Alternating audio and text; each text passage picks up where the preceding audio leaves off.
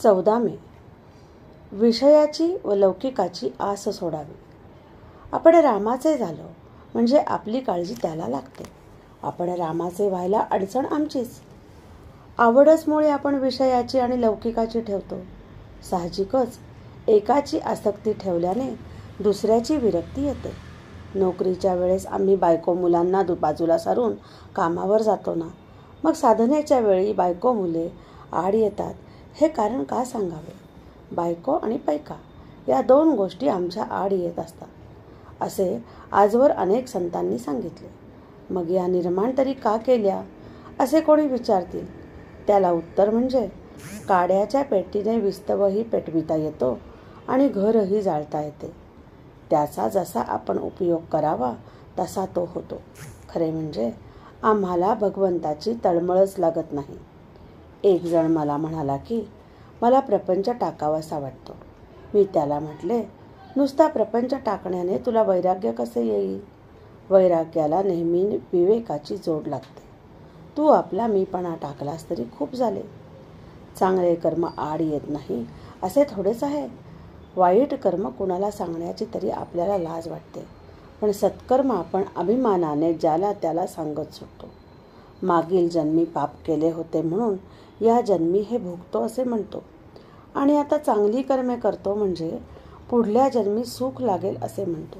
म्हणजे जन्ममरणाच्या फेऱ्यातून सुटण्याऐवजी त्याच्यात गुंडाळले जाण्यासारखेच झाले. दुष्कर्मामुळे पश्चाताप होऊन एकदा तरी भगवंताची आठवण होईल, परंतु सत्कर्माचा अहंकार चांगल्या माणसालाही कुठे नेऊन सोडील याचा पत्ता लागणार नाही. राजा सुद्धा योग्य मार्ग दाखविण्यासाठी आपल्या संगतीला चांगला माणूस ठेवतो. भगवंताने उद्धवालाही सत्समागम कर म्हणून सांगावे, याहून अधिक काय पाहिजे? कडू कारले खाल्ले तर कडूपणाचीच प्रचिती येते. मग विषयाच्या प्राप्तीने जीवन गोड कसे होईल? प्रेम येईल तेव्हा भगवंताची भक्ती करीन असे म्हणू नये. विषयासाठी आपण मरमर काम करतो आणि तेवढे करूनही सुख लाभत नाही. मग भगवंताचे नाव न घेता प्रेम येत नाही हे म्हणणे किती वेडेपणाचे आहे. लग्नाआधी मुलीला 10-5 जणांना दाखविली तरी लग्न झाल्यावर ज्याप्रमाणे त्यातला एकच नवरा असतो आणि बाकीच्यांची तिला आठवणही राहत नाही, त्याप्रमाणे आम्ही एकदा रामाचे झालो म्हणजे त्याच्याशी लग्न लावले म्हणजे मग विषयांचे प्रेम कुठे आले? आजचे बोधवचन भगवंताच्या नामाची गरज 2 तऱ्हेने आहे. एक प्रपंचाचे स्वरूप कळण्यासाठी आणि दुसरी भगवंताच्या प्राप्तीसाठी.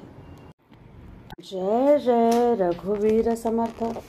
जानकी जीवन स्मरण. जय जय राम. श्रीराम जय राम जय जय राम. कोणाचेही मन न दुखवता सर्वांशी प्रेमाने वागावे. साधकाच्या घरात इतके प्रेम असावे की ते सोडून जाणाऱ्याला पुन्हा त्या वातावरणात आपण केव्हा येऊन पडतो असे झाले पाहिजे. जय जय रघुवीर समर्थ. जानकी जीवन स्मरण. जय जय राम. श्रीराम जय राम जय जय राम.